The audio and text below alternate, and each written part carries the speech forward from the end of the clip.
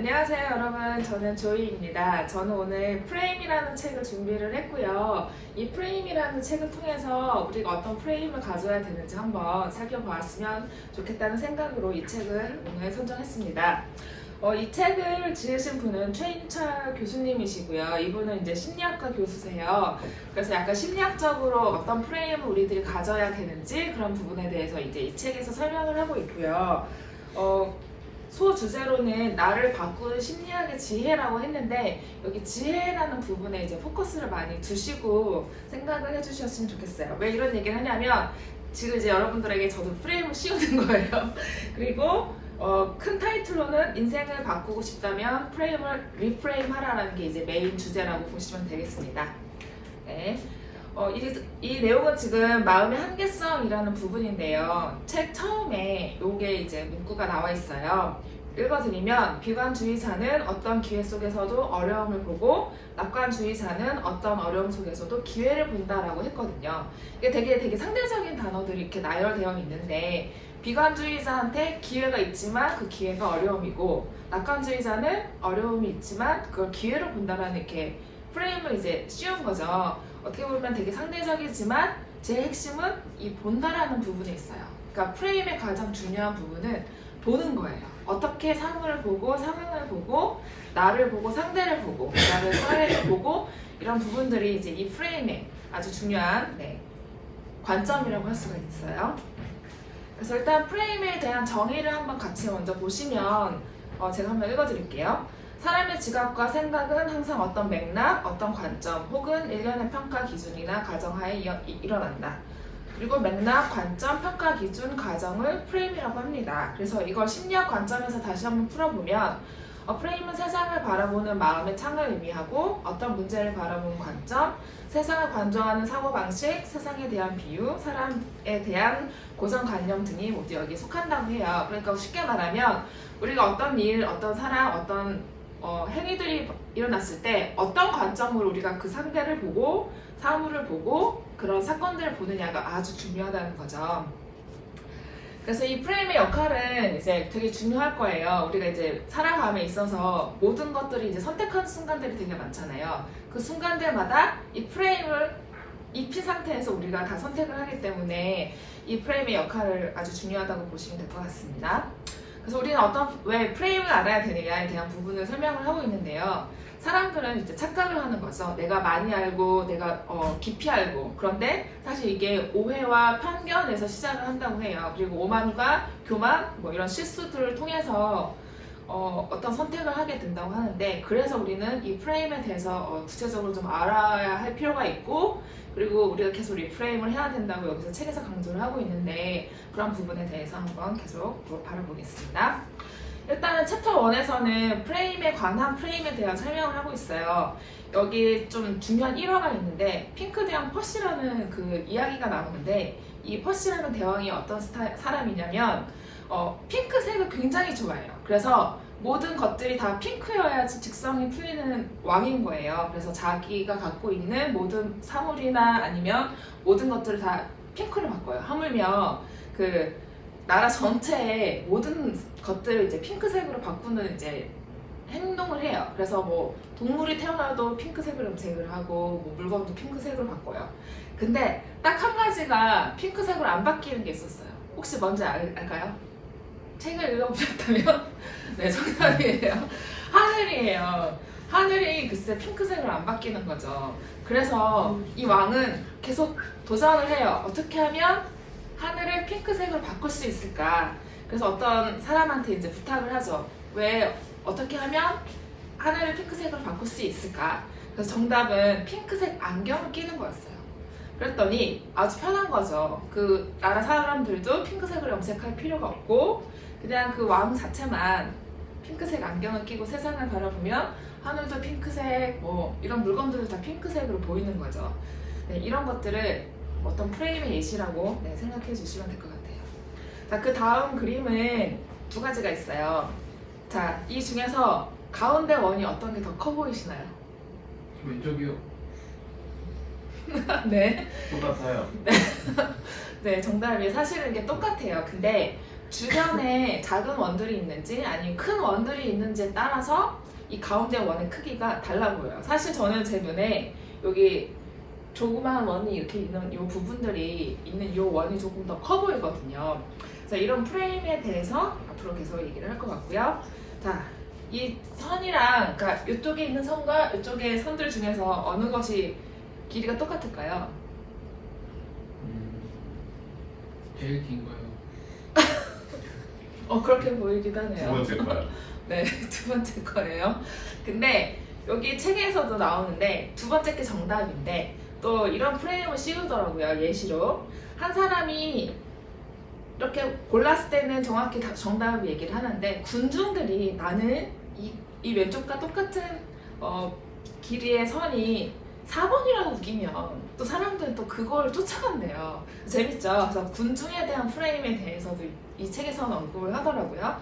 그런 부분들을 한번 기억을 해주셨으면 좋겠고 그 다음 챕터는 나를 바꾸는 프레임에 대해서 설명을 하고 있어요. 근데 첫 번째 그 장에서 어떤 기도에 대해서 나와요. 이 기도의 내용이 뭐냐면 어떤 사람이 기도를 하는데 기도 중에 담배를 펴도 되는지를 어떤 이제 목사님을 찾아가서 얘기를 했어요. 그랬더니 목사님이 뭐라고 하셨을까요? 안 돼. 네, 안 된다고 했어요. 왜냐하면 기도는 신성한 거고 하나님과의 소통하는 시간인데 네, 그렇기 때문에 담배를 피면 안 된다고 했어요. 근데 또 다른 친구가 그럼 우리 반대로 물어보자. 담배를 피면서 기도하는 거는 어떠냐? 라고 물어보자 라고 했어요. 이럴 때 또 뭐라고 했을까요? 괜찮다. 맞아요.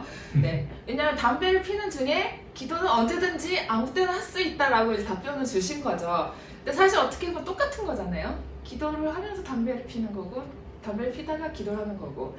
그래서 이런 부분에 있어서 어떤 생각이 메인인지 그런 것을 정하는 게 이제 프레임을 정한다라는 걸로 볼 수 있습니다. 그리고 다양한 뭐 이렇게 히스토리들이 이렇게 있어요, 예시들이.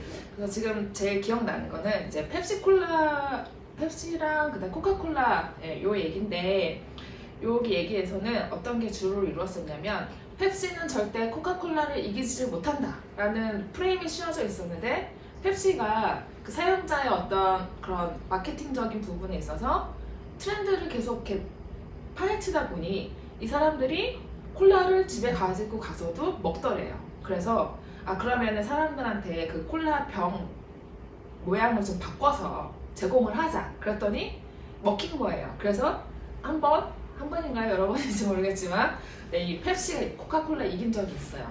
그러니까 쉽게 말하면 계속 기존 프레임대로 이 펩시가 장사를 했더라면 사실 망했겠죠. 근데 어떤 마케팅 잘하는 사람이 그런 부분들을 이제 계속 연구를 한 거죠. 그래서 프레임을 바꾼 그런 예제가 될 것 같습니다. 그리고 마지막 예제는 비만인데요. 이 비만 해결책 부분에 있어서 사실 저도 다이어트에 도전을 많이 하지만 이 음식 앞에서 사실 식욕이 앞서기 때문에 다 먹거든요. 근데 이 책에서 어떤 의사가 밥의 음식의 양을 반으로 줄이라고 했어요. 네. 그러면은 보통 사람들은 어떻게 할까요? 반을 덜어내요. 네, 반을 덜어내죠. 근데 이 의사의 해결책은 뭐였냐면 그릇의 크기를 줄이는 거였어요. 그럼 거기에 딱 채워져 있으면 사람들이 그 생각 속에 작은 그릇에 들어갔지만 어쨌든 다 먹었고 그리고 그 그릇의 크기가 줄었기 때문에 더 이제 먹는다는 거에 대해서 자책을 한대요. 내가 많이 먹고 있구나. 너 돼지인가? 그래서 해결 방법은 그릇의 크기를 줄이는 게 다이어트의 최고라고 합니다. 그래서 저도 집에 가서 작은 그릇에 한번 도전을 해보는 걸 생각을 해봤습니다. 그 다음 장은 뭐 세상 그 참을 수 없는 애매함 뭐 이런 것들이 있는데요. 그 중에 기억나는 게 순서의 힘이에요.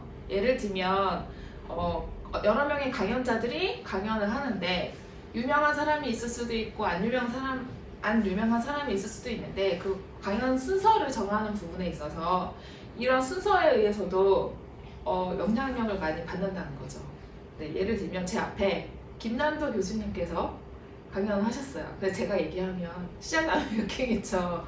차라리 그럴 때 저라면 맨 처음에 발표를 하고 그 다음에 김난도 교수님 순서를 넣을 것 같은 생각이 들더라고요. 그래서 이 책의 저자도 약간 그런 뉘앙스로 이렇게 해주셨고 그 다음에 동메달이 은메달보다 행복한 이유에 대한 부분도 되게 좀 와닿았던 부분인데 이게 무슨 말이냐면 동메달은 4등을 할 수도 있었지만 메달 순위권에 들었기 때문에 기쁨이 너무 넘쳐요. 근데 은메달은 자신이 실수했던 부분들이 너무 기억에 남는 거예요. 그래서 금메달을 딸 수 있었음에도 불구하고 은메달인 거예요. 근데 객관적으로 봤을 때는 은메달도 가치가 동메달보다는 사실 조금 더 있잖아요. 근데 실질적인 행복의 지표는 동메달을 딴 그 선수가 훨씬 더 높았던 거예요. 그래서 이런 부분들이 우리의 삶에 나도 모르는 사이에 프레임으로 작용을 하는 거예요. 그러니까 객관적인 부분이 필요한데 주관적으로 이게 좋고 저게 좋고 뭐 이런 부분들이 결정이 되는 거죠. 그리고 뭐 여러 가지 또 다음 예시가 있는데 이 부분들은 스킵하도록 하겠습니다. 책을 자세히 보시면 내용들이 나와 있고요. 여기서 흰 연기의 비극에 대한 부분을 잠깐 언급을 하면 뭐 어제 기사에 뭐 대구 지하철 사건이 있었던지 뭐 몇 년째 이렇게 해서 어제였다고 이렇게 기사를 본 것 같아요.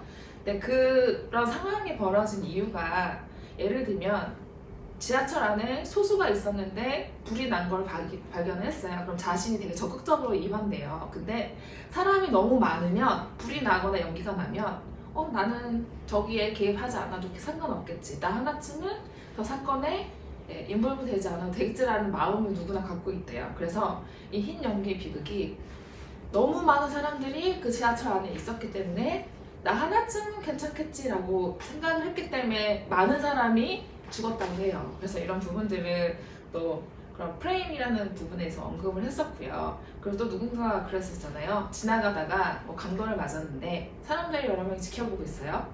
그러면은 살려주세요 라고 하지 않고 탁 지목해서 당신 날 살려주세요 이렇게 얘기를 해야 된대요. 왜냐하면 그렇지 않으면 이것도 군중의 힘에 의해서 그 사람들이 다 무시하는 거죠. 이런 부분들에 대해서 책도 언급이 있었고요.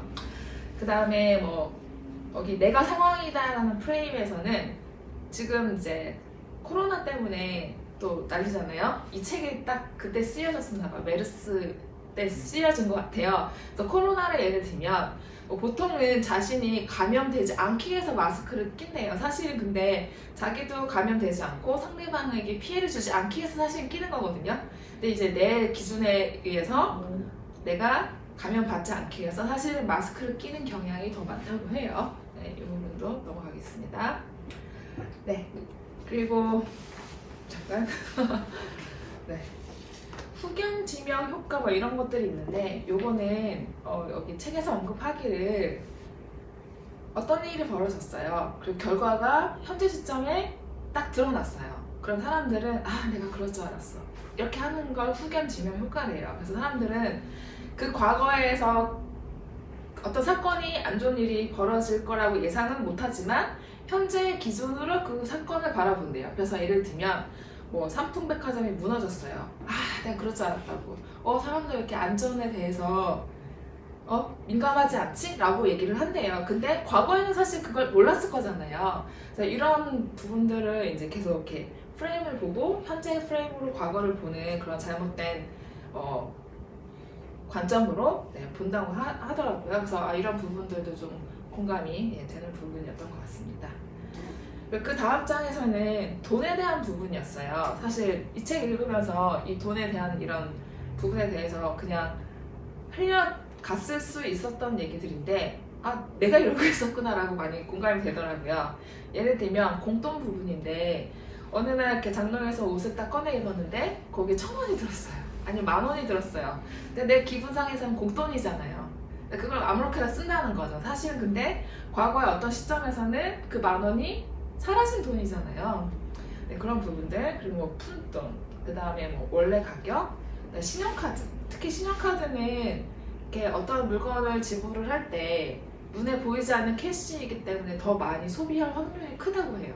그러니까 캐시가 있으면 10,000원이네, 내가 좀 아껴서 1,000원만 써야지라고 할 수 있는데 신용카드는 눈에 보이지 않기 때문에 10,000원 쓸 거를 뭐 20,000원 쓰고 30,000원 쓸 수 있는 확률이 커진다고 해요. 그래서 그런 프레임을 신용카드사에서는 씌운다고 하죠. 열심히 일하는 자 떠나라 하면서 그래서 여러 가지 내용들이 있지만 결론적으로는 지혜로운 사람의 11가지 프레임에 대해서 언급을 하고 마치려고 합니다.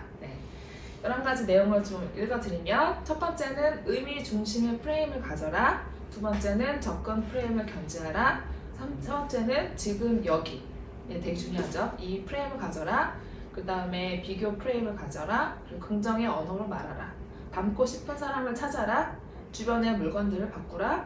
소유보다는 경험의 프레임을 가지고 누구와의 프레임을 가져라. 위대한 반복 프레임을 연마하라. 인생의 구소를 최소화하라. 이렇게 설명을 하고 있어요. 그래서 이 부분은 좀 각자 좀 고민을 하면서 내 생활에 어떻게 적용하면 좋을지를 한번 고민을 해보시면 진짜 좋을 것 같고요. 그래서 결론적으로는 프레임을 바꾸면 인생이 바뀌고 인생을 바꾸고 싶다면 프레임을 리프레임 하라는 게 이제 이 책의 결론이라고 보시면 될 것 같고요. 마지막으로 저희들이 그러면 복음의 눈으로 세상을 어떻게 바라보는 것이 좋을지 한번 고민해 봤으면 좋겠습니다. 이상입니다. 빠이. 천천히. 안녕하세요. 안녕하세요. 빨라요.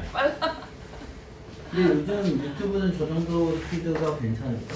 아니 이제 저 정도에서 점점 빨라질 거기 때문에 빠르다고 얘기하죠. 빙고. 빙고. 자, 네, 됐습니다. 좀더 속도를 늦춰. 음.